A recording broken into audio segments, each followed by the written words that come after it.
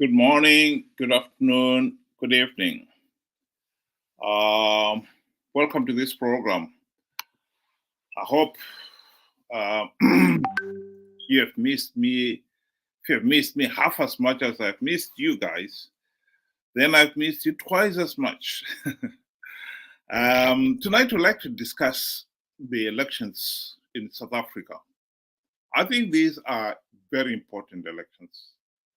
And I think the way they are going, they're going to make history, not only just South Africa, but for the whole Southern African region, and even more so for Zimbabwe. The results are interesting, to say the very least. And at the present moment, where things are going, it looks like the ANC is heading to lose its parliamentary majority and thus to govern on its own. It is the leading party, but it will not have the majority to form the government on its own. So it will be forced to form a coalition, if at all. And this is historic, particularly for a party that seem to believe that they have the right to govern. Sorry, let me just line up the results. That's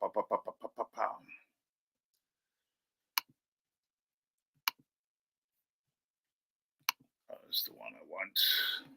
Benjamin, I don't know whether you've seen the results. Yes, I've been keenly following. Good day to all our viewers. Yes, I've been seeing the results, as I've been actually following it, since the very beginning. So what do you think? First of all, I would like to say, this is a democracy at work. The beauty of it is being manifested in this year election, not just the results, but how how the organization is at the command center, in South Africa. You can see everybody is busy, managing their own, different parties' results as they trickle in, and how everything is just set up, the body language, the interviews of different representatives of the different parties. You can see the beauty in it. And for me, I took comparison, what is happening in South Africa and what happens when we have our elections, particularly the one that just passed. Let's forget about the rest, but the one that just passed in 2023 in Zimbabwe. You can see a big difference, where one is enjoying democracy, and the fruits and the beauty of it, and where the other, you can never, make heads or tails of what is going on. And you can see, the body language that was there in Zimbabwe, and how the whole process was done. There was no transparency whatsoever. You just heard, this is it. Wow, it's just so different. The gap is just so big. It's shocking. Well, I'll just talk to the results themselves first. As you can see there, about nearly 82% of the results have been declared. And ANC has got 41%, and it has been struggling to get over the 42%. So even with the best of results now, with the remaining 20%, they are going to maybe only edge to about 42%. And DA has got 22%, and the party that was formed by former President Jacob Zuma, Mkhonto weSizwe, has got 13%, and EFF has got 9.5%. The result shows that, well, for ANC to remain in government, to get more than 50% plus, there's got to form a coalition. At the present moment, the chances of it forming a coalition, let's start at the bottom with EFF, are slim because of the radical policies of EFF. This is the party that literally wants South Africa to adopt the same failed policies of seizing land, giving it to, well, in their case, one would hope maybe they will at least do better and give it to the landless peasants instead of what Zanu PF did, seize the land to give it to the ruling elite, and leading to the total collapse of Zimbabwe's economy. It's agricultural sector first, but because it was the engine of Zimbabwe's economy, the economy followed it. And so EFF is talking of nationalization, a very radical policy, which ANC has never supported wholeheartedly. So the chances of a coalition with EFF, although from those percentages, you can see it will just get ANC and EFF coalition over the 50% line. So it's unlikely. A coalition with MK party, that is even more unlikely because, as you know, Jacob Zuma fell out big time with ANC. So that is unlikely. At the present moment, there is talk ANC could form a coalition with DA.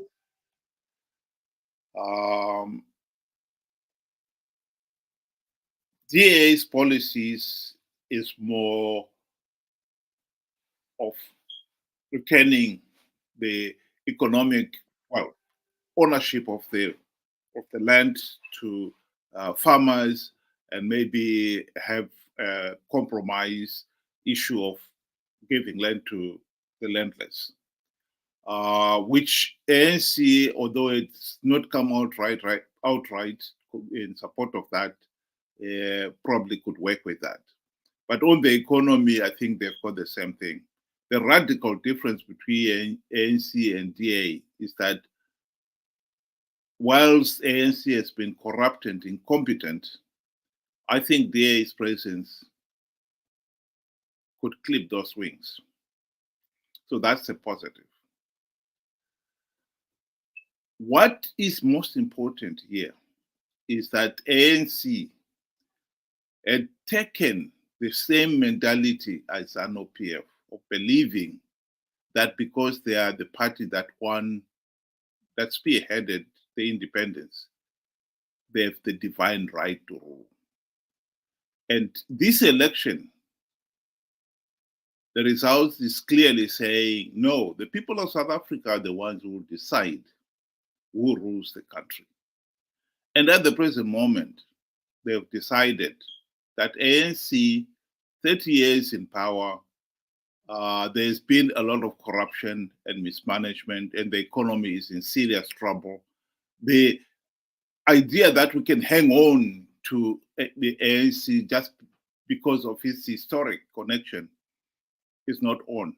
And that, I think, is the most healthy thing about democracy. The people may have been slow in learning that, but I think they've learned that.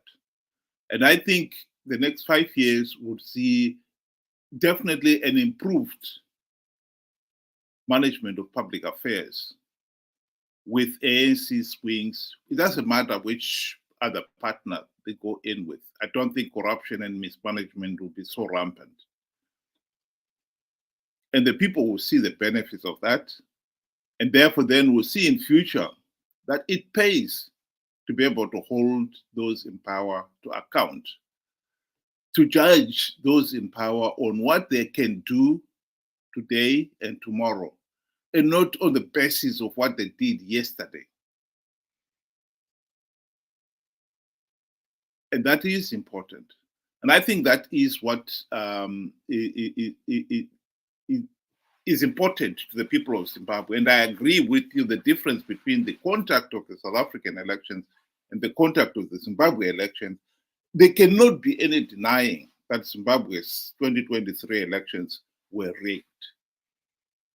That cannot be denied. Yet the Zimbabweans themselves, and which is what I think is the disappointment here, Zimbabweans themselves seem to have accepted that is normal. I think, to me, that is one of the worrying things, that Zimbabweans accept rigged elections as normal. Yes, I agree with you there to say, just by comparing, you don't really need to follow, the results if you're not interested and you don't know the implications of such results. But, for an ordinary person, just to sit there and, take a look at how things are being done and how, the different speeches that are coming from, different political parties. And you find one key thing is none of them has come out to say there's a possibility of rigging. Everybody is agreeing to what is being tallied. Everybody is planning on a way forward. How do they move past this election? It's a beauty to watch. Whereas, because our elections, they lack transparency, they lack accountability. It's difficult to know from the very onset, how did we start the process? Let's not talk about how the process was done. How did we start the process? We don't have a basic thing like a verified voters roll, right? Going into the election, people are being forced, all those things, they come, they go against democracy that we're witnessing, that South Africa is enjoying right now. So, then after the election, like you said, it's life as usual. We are content with the space that we are in. I find that very, very tragic, very, very tragic to accept, something so substandard as a normal. Yet we too have the right, we too could be enjoying this democracy. We deserve it as well. There's no difference between what South Africa is enjoying and why Zimbabwe cannot enjoy the same. Yes, I know, ANC is pro Zanu and so forth, but we should be able to enjoy despite. And I think we need to put our affairs in order. We need to start questioning some of these things. Why can't we do, just a simple question, why can't we do like what South Africa has done? I think that is the first question that we need to ask whoever is in charge, Zek, why can't you do what South Africa has done? It's a benchmark. Let's move towards this, where people can come freely, tally, have the independence to go through all the processes and, agree to them. And then, democracy manifests itself. Those people of South Africa have spoken. Unfortunately for Zimbabwe, for 44 years now and going forward, we have not uttered a word because our elections are rigged. Our elections are not transparent. there is lack of accountability. So for me, I'm saddened for Zimbabwe. I'm happy for South Africa. I would say, no, congratulations to South Africa. You know, your voice has been heard, and the will of the people is prevailing.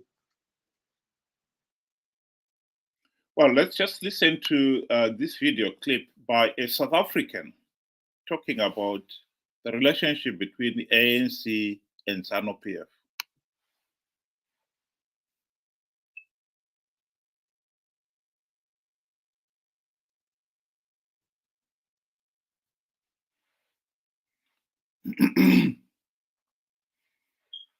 Sorry, the video is taking its sweet time to start. But basically, I don't know whether it will play. Oh, yeah. Because let me say this to fellow South Africans. This is an important point. The ANC's sister party, Zanu PF, they are learning tricks from Zanu. Liberation movements don't like losing elections because they trust them as a regression of the liberation. I want to introduce post-liberation politics. When you look at the SADC region, Malawi, those elections were rigged. They were called the TPEX elections. Zimbabwe can never claim free and fair elections. That dream is long gone. So let us as South Africans don't allow ourselves to follow the same patterns. Rather, prevention is better than cure. Before we have to cure an IC that must be captured and compromised. I would rather fight it up front, my brother. Because if I fight it after, it's too late. Yeah. Then you have a problem. You have a Zimbabwean problem, you have a Malawian problem. The Zambian elections were rigged before Hakainde Hichilema was coming in there. And I can take you country by country. Because these things happen. Liberation movements fail to govern, and then they think they must govern by hook or by crook. So let us be clear. South Africa must be vigilant about its democracy, because democracy isn't always guaranteed with countries and leadership that, if they were able to capture the state, my brother, if we don't be vigilant, when they capture the elections, it'll be too late. It'll be too late. Let's not assume we are special as South Africa. This is an ANC that only Ramaphosa attended Mnangagwa's election. Only him and two others. The rest of Africa said those elections were not free and fair. Ramaphosa was there going, now I agree. Now if he learns that lesson there, what's to stop him from bringing it to South Africa? Let's not treat him with heated gloves and say, Ramaphosa is never going to undermine democracy. Wah, wah, wah, wah. He's a sister and a brother party to Zanu. Let us be vigilant. Democracy is not always guaranteed, especially when you eventually deal with people who are no longer Democrats. Thank you. Well, it's a very important speech in my view. And I think it underlines a number of key points. I'll just talk of one. Democracy is not guaranteed. Your right to free, fair, and credible election is not guaranteed. Your right to a meaningful say in the governance of the country is not guaranteed. When Zanu PF got into power in 1980, they decided that one man, one vote was not for Zimbabwe. They, not the people of Zimbabwe, they decided.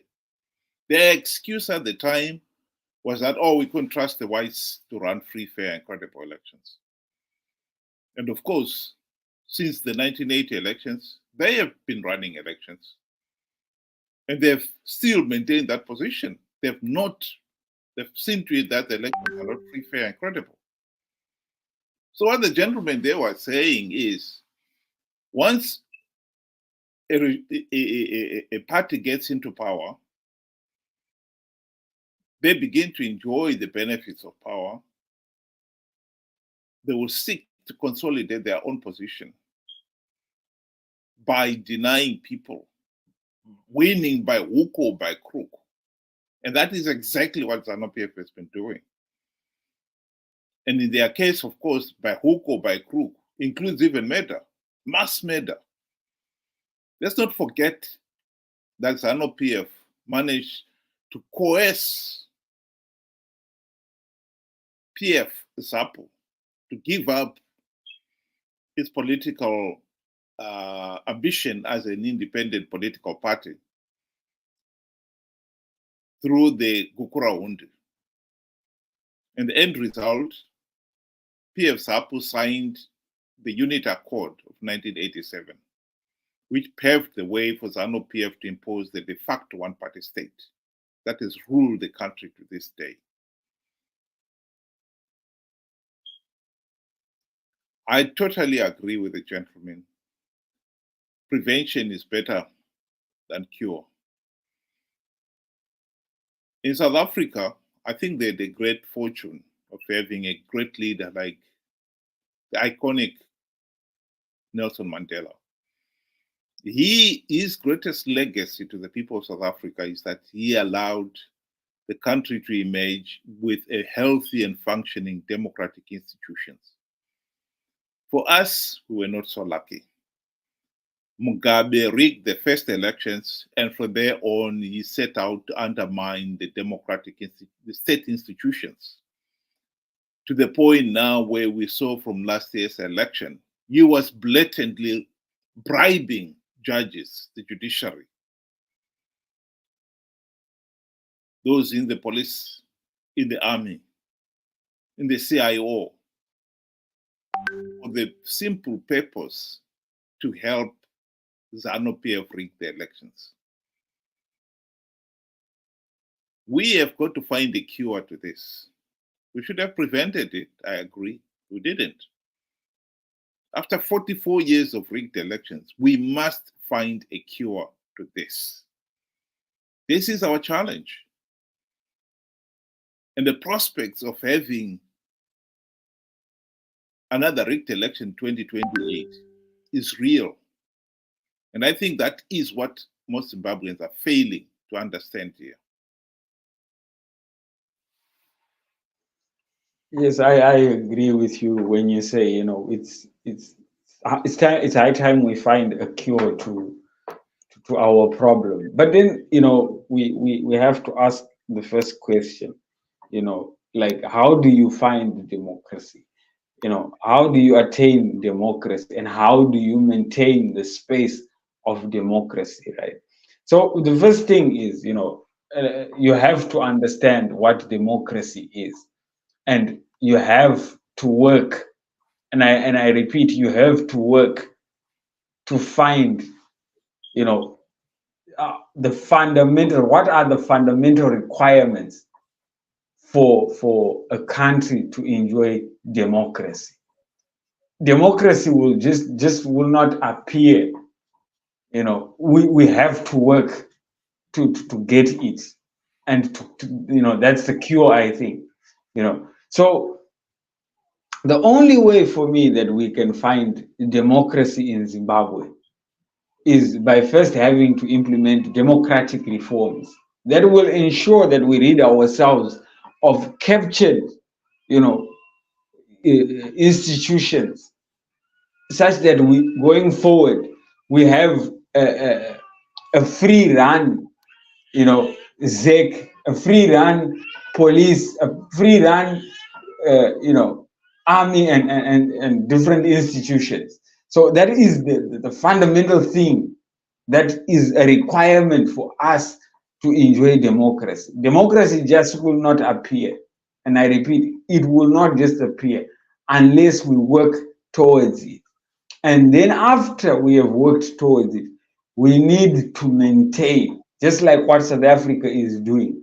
They have maintained that democratic space, right, by ensuring that there is accountability, that there is transparency, you know, within the systems.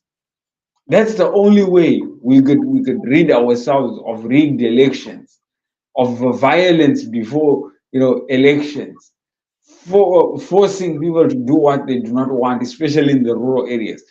So it will never just, be there tomorrow morning unless we do something about it, you know, or we work towards finding that democratic space.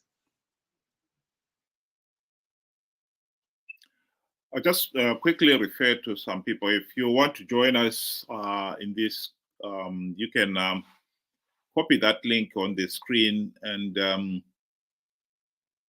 join us on the internet. I could add you into the discussion. But to come back to the issue of how are we going to cure ourselves? We find ourselves now in a situation where for 44 years we have had rigged elections. I'll say it here, and I've said it again and again in the past. We had the misfortune of having Zanu PF that had no intention of having a democratic Zimbabwe.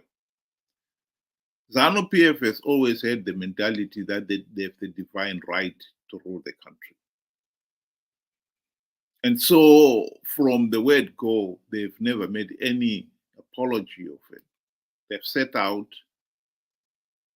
In fact, if it was not for the fact that Zanu and Zab did not agree to form one party before they went to the Lancaster House, they would have been they would have demanded that Zimbabwe should have a de facto one-party state.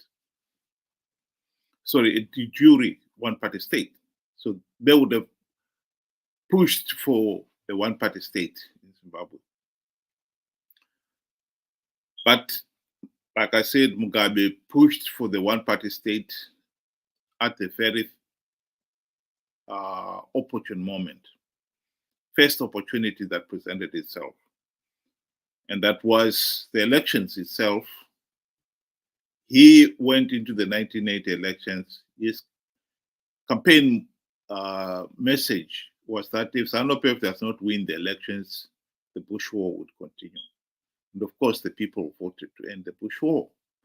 And when he got his feet under the desk, he set out to create the de facto one-party state.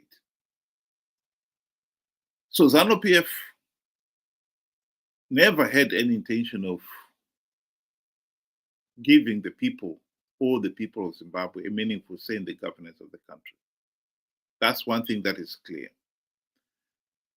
The opposition, by the late 1990s, the people of Zimbabwe realized that they needed to have democratic reforms if the country was ever to become a democracy, a healthy and functioning democracy. And that was the reason why they were clamoring for democratic change. Morgan Tsvangirai and his merry men formed the Movement for Democratic Change in answer to that public call. And that's why they called their party Movement for Democratic Change. Alas, they've been on the political stage for 24 years, including 5 in the GNU, when they had the greatest opportunity to implement those reforms. They failed to do so. To keep on hoping that MDC, CCC would deliver meaningful democratic change is the most naive thing that people of Zimbabwe can do now. Our fight to get a cure must be sincere and honest and frank. At the present moment, we know what the cure is. We need the reforms to be implemented. Opposition MDC have failed to implement even one reform in 24 years, including 5 in the GNU. And therefore, then for people to still hang on to the hope that Chamisa and company will deliver reforms is self-defeating. Clearly shows that people have not understood what has happened the last 24 years. So the hope for the cure has got to start with the public themselves, the electorate themselves. If you don't understand what's going on, if you can't understand that MDC have failed, even with the benefit of hindsight, well, that is a serious problem. Because people like that will continue to be conned by the likes of Nelson Chamisa, promising them that this time there will be change. They will be conned into participating in flawed elections only to give Zanu PF legitimacy. We've got to break that cycle. That is the challenge that we must break now. I think the opportunity is there to break it. SADC's election observer team last year, the damning report they produced created an opportunity. And as far as I'm concerned, the election results in South Africa that has delivered a bloody nose to ANC has sent another clear message. The gentleman who was speaking there, he was absolutely right. Ramaphosa and two other presidents, and the ANC came with a high-powered delegation to Mnangagwa's inauguration. They knew that Mnangagwa had rigged those elections, but they didn't care. They still wanted to support Zanu PF. But now that he has got a bloody nose, I think ANC support of Zanu PF is not what it was before this election. That opens the door for the people of Zimbabwe to push for real, meaningful democratic change in Zimbabwe. The opportunity is there. It's up to us to make the most of that opportunity. That is my message to the people of Zimbabwe today. Yes, in closing, I would say, yes, it is now evident that, the tide is turning against, these liberation movements. The writing is on the wall. People are getting frustrated. I agree with you to say, they thought they had the divine rule or the divine state to continue ruling until, kingdom come. But now I think this is an eye opener, especially for ANC. It has been publicly ridiculed in its association with Zanu PF, and it has it's been mud. Its name has been dragged in the mud because of its association with Zanu PF. And if they are to go into a coalition, I think their relationship with Zanu PF will slack, thus opening doors for us. But we need to see the doors first. Now it's the onus is on us to see the opening that is presented itself. How do we benefit from this opening? It is time for us to change our ways of thinking. We cannot continue being told something so superficial, something unbelievable, like winning rigged elections, and agree to it and go with it. We need to start thinking and seeing beyond this. That is the only way, I believe, we could also enjoy, democracy. It starts with an educated or a free thinking electorate. That's how it starts. So it starts with us today, not tomorrow, today. If we cannot do that basic thing, then we might as well, kiss goodbye this pipe dream, But I believe, Zimbabweans are starting to wake up. Let us start, being proactive. Let us think for ourselves. Let us not just be like wildebeest that blindly, follow the one that is plunged to death and they follow suit. We have to start thinking for ourselves, and we have to start thinking today. And once again, I would say, congratulations to South Africa for, setting an example for Africa and the world at large. This is pure democracy at work. Congratulations to you. Thank you very much. Just wanted to share a comment there from Bruce. He says you can't reason with Marxists. Riot is the only language they understand. I also was quite wary of taking the demonstration route, but that's what we've got.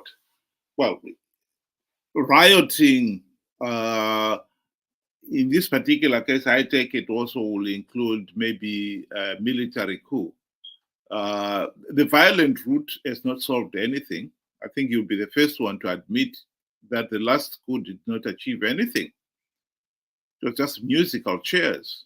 Removed Mugabe and a few around him, only to replace him with Mnangagwa, who has turned out to be even more corrupt than Mugabe. And that has not solved anything. And in any case, the democratic route has not failed. Just because MDC failed to implement even one token reform, and they've been now, ever since the GNU, participating in flawed elections to give Zanu PF legitimacy out of greed, does not mean that nobody else can implement the reforms. That is the argument. The opportunity is there to change. And I would like to close by playing a video by Mrs. Mumba, Nevas Mumba, who was the chairperson of the SADC election observer team in Zimbabwe last year. That report is damning. That report is what forced SADC leaders to boycott Mnangagwa's inauguration, except for Ramaphosa and two others, as the earlier video clip confirmed. Like it or not, Mnangagwa is illegitimate in the eyes of SADC, in the eyes of the AU, because they condemned the election as such. What is there to stop us condemning? The main reason why SADC has not taken any action on that is because Zimbabweans participated in those elections. They were conned by the likes of Chamisa to participate. You can't keep on blaming SADC for your own failures. And I think that is where we are failing to understand. Why did you participate?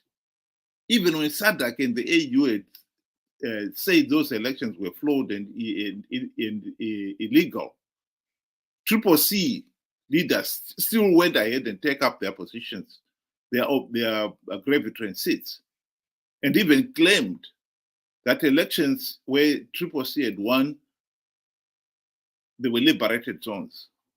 Elections in those areas were free, fair, and credible. I mean, how pathetic can you be? I think that is where we need to learn. Like I said, the biggest problem we have in Zimbabwe is, yes, we've got the problem with Zanu PF. Yes, we've got the problem with a corrupt, incompetent, and sellout opposition. But the number one problem is we've got an electorate that is so ignorant and naive, they do not see the reality before their own eyes. To keep believing that the MDC leaders will bring about change when they failed to do so in 24 years is naive, to say the least. I'll just play that video by Dr. Mumba. I think it really is an important one, and we should always remember it. Well, thank you so much. First of all, let me be clear that the changing of any dynamic or situation in any of our African countries is a preserve of the citizens of that country, in this case, the Zimbabwean people. An election observation team goes there to support the process by observing and being able to release a statement of our observations that, for instance, in Zimbabwe, we raised several issues of transparency and also the independence of the Electoral Commission, corruption and things which happen in many other countries, you know. But at the end of the day, once we produce the report and make it available to the Zimbabwean authorities and eventually to the Zimbabwean people, it really remains the preserve of the Zimbabwean people to fight for the freedoms that they need themselves and to correct those issues that have been observed. The reason why we have multiple observation missions is to ensure that, you know, there's a comparison, you know, taking place between the SADC report and the European Union report, the African Union report, and then they can see that those issues that repeat themselves in all these reports, it's up to the Zimbabwean people. And this is where I appeal to all political leaders, not only in Zimbabwe, especially the elections that are coming in Mozambique, that are coming in South Africa, in DRC. We have to make up our minds that, look, at the end of the day, once the people in the country are given an opportunity to monitor the elections, because they also monitor, it starts not during the day of elections. They must make sure that the constitutional lacunas that can affect a good election are dealt with months before the election, and they must fight to ensure that there's a level playing field. They should never wait for the time when the election is taking place. They must also insist that the electoral commissions and the governments in those countries abide by international norms in holding democratic elections. And this fight must be more vicious before the election comes. Well, you couldn't emphasize it any more strongly than that. It is for us to fight to make sure that elections are free, fair, and credible. In this particular case, if we can be easily conned by Chamisa into believing we can win rigged elections because he has plugged all the vote rigging loopholes, and then the day after the election, he is the first one to say the elections were rigged. How many times is he going to tell us that's idiotic nonsense? And we keep on believing in it, participating. And afterwards, never ask him, so what did you mean that you had plugged all the vote rigging loopholes? I'd like to thank Tina there for the argument she presents in a comment there. I couldn't agree with her any more strongly. You know, we can't keep on repeating the same mistake over and over again. At the present moment, Chamisa was the one who said Triple C was going to win big, and then it turned out Triple C was no more than Zanu PF Team B, playing for Zanu PF to win and for Zanu PF to have legitimacy. And he himself confirmed that in January when he jumped ship and said that Triple C was infiltrated by Zanu PF. You know, and another social media commentator rightly asked, you are the one who appointed all these people into Triple C, the leadership. Not you rejected the opportunity to have a proper Congress because you claimed you knew best. And now you want to tell us that those people were corrupt and incompetent anyway. It cannot be any more pathetic than that, you know. And in this particular case, it becomes totally meaningless. We can't keep on having the same cycle. And at the present moment, we know that Chamisa is gearing to form another party, which will tell everybody, this time he's going to win, and the people will naively and, you know, disappointingly believe him, participate, gives Zanu PF legitimacy, and then it's too late. You can't change it. SADC is not, it's not for SADC, like Dr. Mumba was trying to emphasize. It's for Zimbabweans ourselves to make sure that we're free, fair, and credible elections. SADC has created the environment for us to push through for the reforms. But if we decide we are not going to push through, that is our problem. I don't know whether Ben, you would like to comment on the comment there that from Bruce.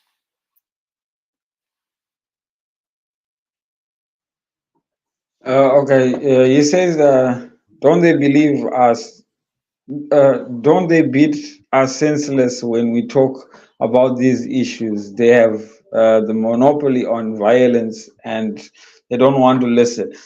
If, everyone's got a breaking point. So I would like to say, we have, when it comes to reforms, we have never given that loud voice. Yes, we have spoken about it, but only a murmur.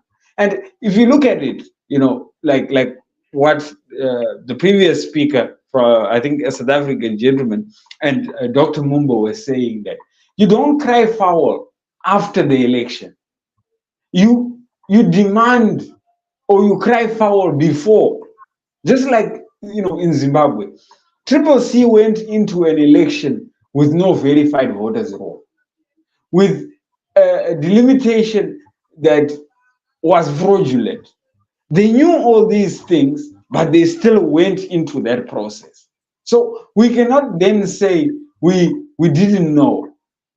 If they had demanded for reforms, to say no.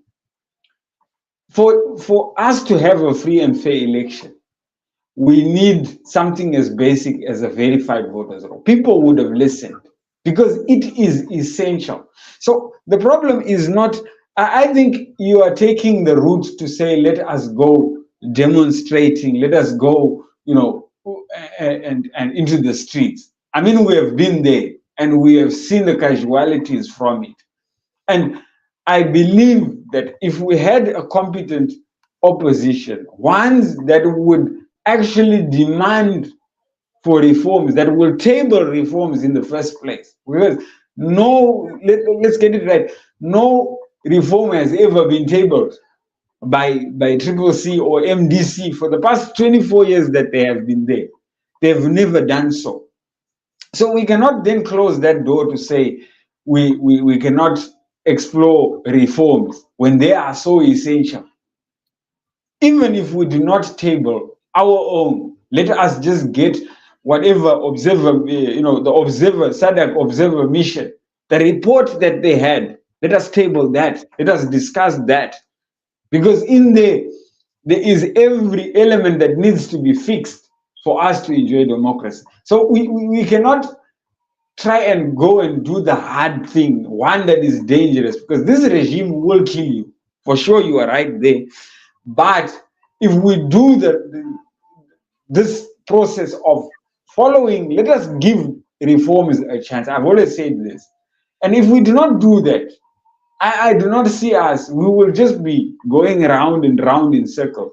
And as it stands, and I saw from the speech that Chamisa brought out, he says what happened in 2019 and what 2018 and 2023 will not happen again in 2028. And for that day, for me, that was the biggest red flag to say, we are already gearing to go there.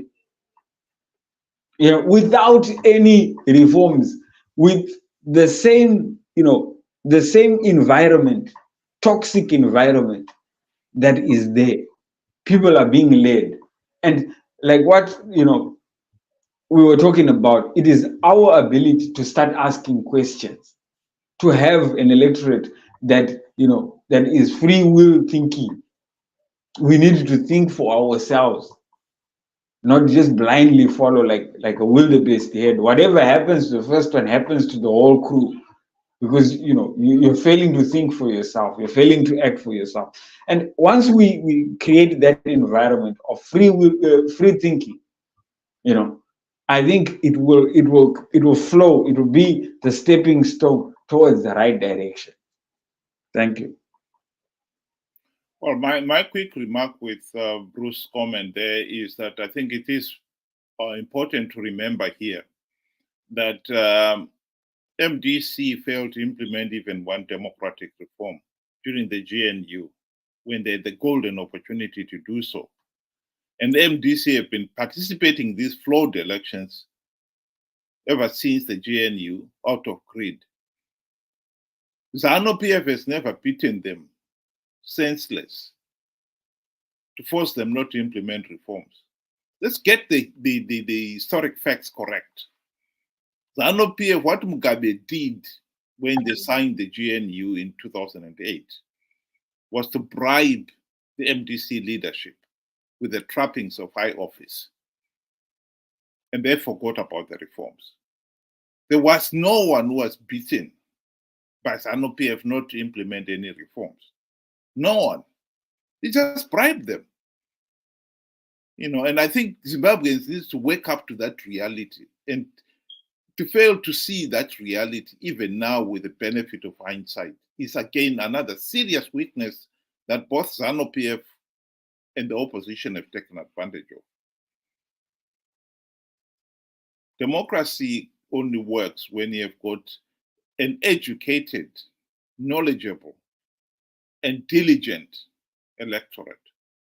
I think if we want to be honest with ourselves, the Zimbabwean electorate is far from that. And that is the biggest problem we have in Zimbabwe. Zanu PF would be history if the Zimbabwean electorate were not so ignorant, gullible, and naive. That is the truth. Thanks very much, Benjamin, for the chat. And for those of you who were able to join us tonight, thank you again. And we hope you'll be able to join us again tomorrow. We hope from now on, we'll be able to keep the slot, the 7 o'clock UK time, 8 o'clock Zimbabwe time, every day. So we'll see you tomorrow. Thanks again. Thank you. Good night to everybody.